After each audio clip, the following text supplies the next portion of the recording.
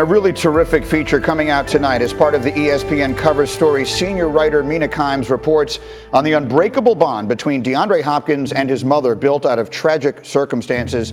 And the great Mina Kimes is here this morning to talk about all the big stories around the National Football League, and so much buzz around that story. I'm looking forward to reading it. But we have major breaking news. I almost think we should break into Good Morning America right now if they're paying attention to this. Sam Darnold has been named the AFC Offensive Player of the Week.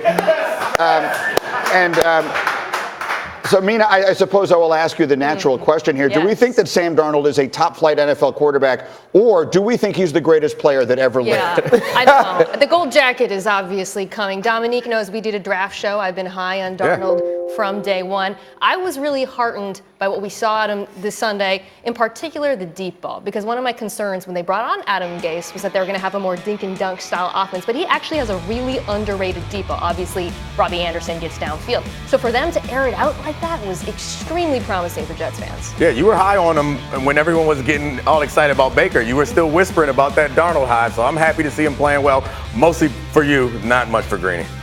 Listen, I think when you have a guy that has this type of arm talent, you are going to do different things. And we've seen these things from Adam Gase when he had Jay Cutler, and now you have Sam Darnold, same type of arm talent, and you're just excited if you're a Jets fan, but more excited if you're a Jets wide receiver. His problem was interceptions, though. It's decision making. And fumbles. Well, he did throw one bad one, actually, in the red zone in this game as well. But let's not bury the lead here. He's the offensive player of the week, and that obviously will lead all the ESPN programming for the remainder of the day. Or maybe it'll be the Jalen Ramsey trade, which we've waited forever for. And it feels, Mina, like there are two pieces to this story. The first is, what does this make the Rams, who are off to what has been an uneven and frankly disappointing start? Well, it makes their defense better. Let's start there. Obviously, we know that Jalen Ramsey is an elite talent. Now, they got rid of a lot. They gave up a lot to get him. But he lets them get back to doing what they want to do, which is playing man coverage.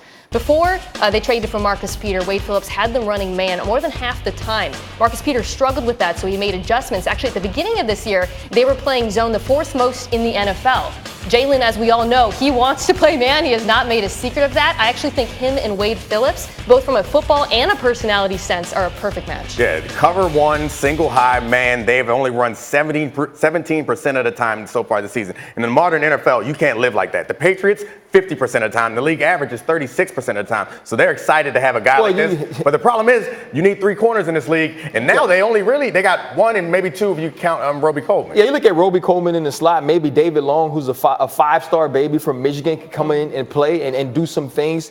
But when you look at Jalen Ramsey and what he brings to this team, it's a difference maker. You go back to last year, Marcus Peters, who was a guy I liked, when was matched up against Michael Thomas. I mean, it was abusive what he was able to do to him. And so now you have Jalen Ramsey. Wade Phillips can do some of the things we watched him do in Denver, and it does make this defense better. But from a team perspective, there's so much that the Rams need. The other side of this, Mina, that I find fascinating, and it happens while the owners are actually meeting as we speak, is it is another example of NFL players, star players, taking control of their destinies in ways that has never happened before. What do you think the reaction to that is going to be? I think you're right, but I do think we have to look at it case by case. Jalen Ramsey wanted to stay in Jacksonville. They didn't give him a long-term contract, right, going into this season. So it's not like he was agitating. Yes, he complained about some of the coaching at times and a few other things, but it wasn't like he has been agitating to leave this entire time. I think this is what he wanted to play in this sort of defense. But Ryan's absolutely right.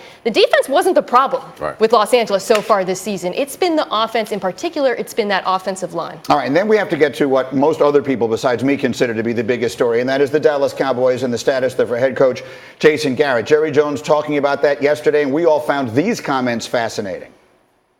To some degree, we have invested a lot of money in the evolving of Jason as a head coach. As you know, he played for us as a backup. His daddy was in our scouting department. There's a lot of things that make him A+ across the board. So you've got to look at the entire picture. And now he's evolved into maybe ready to win some Super Bowls. Yeah. How close do you think he is and the Cowboys are doing that? Well, I don't know. I certainly wouldn't have him as our coach this year if I didn't think he was capable of winning a Super Bowl. I've so enjoyed watching Ryan Clark's face while that was playing. Why do you Did you listen to that? I did. So his daddy worked for us, and because Yeah. And the other part is, right, we've invested time in his evolution as a coach.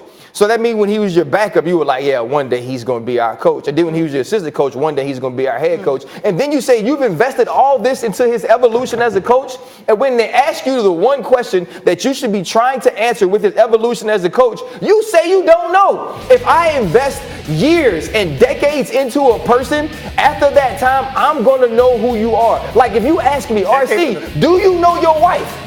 Yes, I know her. I've invested time in her evolution as a woman. And so if you are Jason Garrett and Jerry Jones, and I've invested time in you, I've gone back through your family tree from your father to you, and now I know. And when I ask you decades later, is he a Super Bowl coach? You better not dang tell me I don't know. Yeah. I mean, it can't take that long. It doesn't matter what he says. As I've been saying all of Jerry Jones's offseason, you don't believe anything that comes out of his mouth. You need to look at his actions. And he doesn't. No one sends their coach into a season as a lame duck unless they have no confidence in him. So as long as they've all these decades he's invested in his family, it doesn't seem like he really believes. Mina, make some sense of all this. She can't. I thought they should have moved on from him before the season. Unfortunately, you can't do it mid-season. You can't promote Kellen Moore right now. He's already got a lot on his plate. What they need to do is get back to letting Kellen Moore what he did the first few games, but they can't move on from Jason Garrett. So do you feel like he has if he could get the Giants and the Redskins and the Dolphins again, then I can do what Kellen Moore did the first But few very years. quickly, because I'm out of time already, wrong but about the that. thought was brought up here that maybe it looks like Jason Garrett has taken that offense back away from Moore the last few weeks. Is that what you think has happened? I mean, it looks like someone has, because it's looked. I know they had easy opponents, but everything they're doing is completely different now,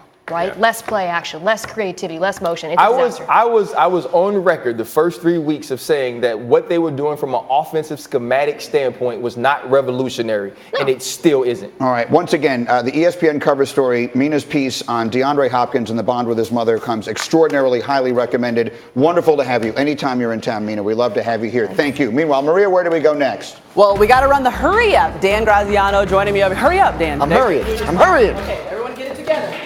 Broncos, they've started to turn their defense around this season, but what does that mean for the future of Von Miller? It makes him a very interesting trade target for other teams, but the Broncos right now say they don't want to move him. They're going to continue to hear offers and inquiries on Von Miller over the next couple of weeks. If the price gets high enough, you never know. So that's one of those names that we could be looking at. We talked about it, big names and trade rumors. Cardinals' Patrick Peterson returns from suspension, but what are you hearing about him being on the trading block as well? Well, just back from suspension. This is a player who has been unhappy there in the past. Again, the Cardinals are saying they don't want to move him. We say this.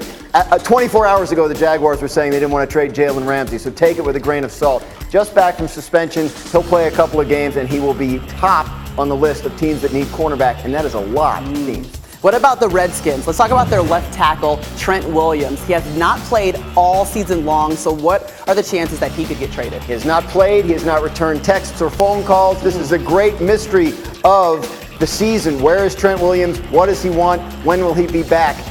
Washington says they're not going to trade him. Washington may be to be believed on this because they feel like the issue is not contract related. It has to do with the medical issue. He's been silent on the issue. If he doesn't get moved in the next 2 weeks, then maybe the story takes another turn. Sure. My understanding is he's not interested in playing for Washington anymore. He's made his money, and if it's stay home, then he's comfortable with that, as he's shown so far. Sure. To clarify, they are not your texts and phone calls that he's not returning, right? He's not. He's not. He used to. But Trent, if you're out there, hey, help a fella out. Don't do that to DG. He doesn't deserve it. He doesn't deserve it. That's your Hurry Up and some of the guys that could be on the trading block. Friday night on ESPN2, our next UFC Fight Night features former middleweight champ Chris Weidman moving up to face undefeated Dominic Reyes in the light heavyweight main event. And the prelims start at 6 Eastern with the main card at 9 Friday night on ESPN2 and, of course, streaming on the ESPN app. Coming up on Get Up, who would you rather have as your quarterback, Dak Prescott or Carson Wentz? Domonique and RC don't agree, so it's going to get loud in our studio. Plus, there is one big early season concern with the Clippers that could impact them come April. We'll talk about it with Jalen and Jay as we continue to run the floor.